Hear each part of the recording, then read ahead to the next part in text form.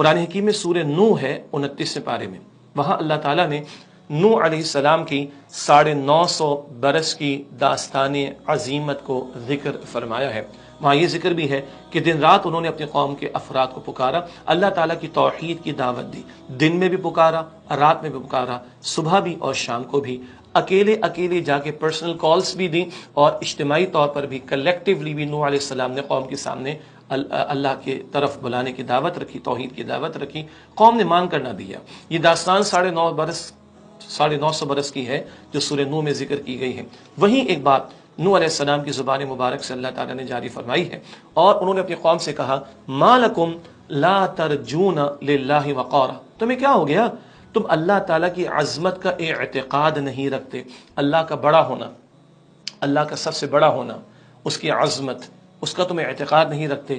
وہ قوم شرک میں مبتلا تھی، بت پرستی میں مبتلا تھی، گناہوں میں مبتلا تھی، پیغمبر کی نافرمانی میں مبتلا تھی، معصیت میں مبتلا تھی، انکار رسالت کے جرم میں مبتلا تھی، توحید باری تعالیٰ کے مقابلے میں شرک کو اختیار کرنے کے جرم میں مبتلا تھی۔ اس قوم کو کہا جا رہا ہے ما لکم لا ترجون للہ وقارا، تمہیں کیا ہوا، تم اللہ تعالیٰ کی عظمت کا اعتقاد نہیں رکھتے۔ ذرا ہم اپنے لیے بھی اس آیت کریمہ کو سامنے رکھیں، تمہیں کیا ہو گیا، تم اللہ تعالیٰ کی عظمت کا اعتقاد نہیں رکھتے۔ آج کیسے کیسے امور اور معاملات پر محنتیں ہیں، جد و جہد ہے، اسٹرگل ہے، ایفرٹس ہیں، لوگوں کی جانیں لگ جاتی ہیں، وقت لگ جاتا ہے، وسائل لگ جاتے ہیں۔ کرکٹ کا کریز آ جائے تو لگتا ہے کہ پاکستان میں اس سے بڑا کوئی مسئلہ ہی نہیں۔ کس طرح ریاستی ادارے بھی اور نجی ادارے بھی اور قوم کا ایک بڑا طبقہ بھی پاگل ہو جاتا ہے، دیوانہ ہو جاتا ہے کرکٹ کے پیچھے۔ مجھے بھی معلوم ہے، آپ کو بھی معلوم ہے، ایسے ہی ہے نا۔ پھر اپنے اپنے رائٹس کے لیے فلاں کے حقوق سب کھڑے ہو جاتے ہیں۔ بجلی، پانی، گیس، ٹیکس کے مسائل ہیں، میں اس کی نفی نہیں کرتا، کوئی بجلی کے لیے کھڑا ہے، کوئی پانی کے لیے کھڑا ہے، کوئی گیس کے لیے کھڑا ہے، کوئی rate of tax, income tax کا ریٹ کم کروانے کے لیے کھڑا ہے۔ سب جگہوں پر باتیں ہو رہی، سب کے لیے باتیں ہو رہی۔ کوئی کسی سیاسی لیڈر کی شان میں گستاخی ہوتی ہوئی ہمیں نظر آئے تو اس کے فالوورز کھڑے ہو جاتے ہیں، ہمارے لیڈر کو یہ کہہ دیا، ہمارے لیڈر کو وہ کہہ دیا۔ اور کبھی ہم نے پاکستان میں دیکھا کچھ علاقوں میں کہ اپنے لیڈروں کی خاطر کسی کی جان بھی لے لی جاتی، ایسے ہی کچھ ہے نا۔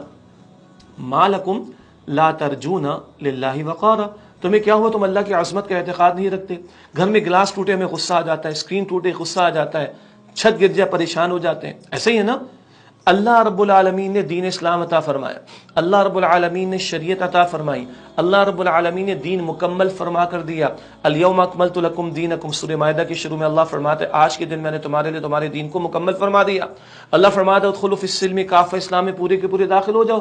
اللہ فرماتا ہے کہ من لم یحکم بما انزل اللہ فاولئک هم الکافرون، اللہ فرماتے ہیں جو اللہ کے نازل کردہ کلام کے مطابق فیصلے نہیں کرتے وہی تو کفر کر رہے ہیں۔ ذرا گلاس ٹوٹے غصہ آتا ہے، اسکرین ٹوٹے غصہ آتا ہے، گھر کی چھت گرے پریشانی ہوتی، اللہ کا حکم خود بھی لوگ توڑتے ہیں، پریشانی کوئی نہیں، چاہے وہ نماز کا ضائع کرنا ہو، چاہے وہ سود خوری کا معاملہ ہو، چاہے وہ رشوت خوری کا معاملہ ہو، یا عدالتوں میں اللہ کا حکم نافذ نہیں، پارلیمنٹ میں قانون سازی اللہ کے حکم کے مطابق نہیں۔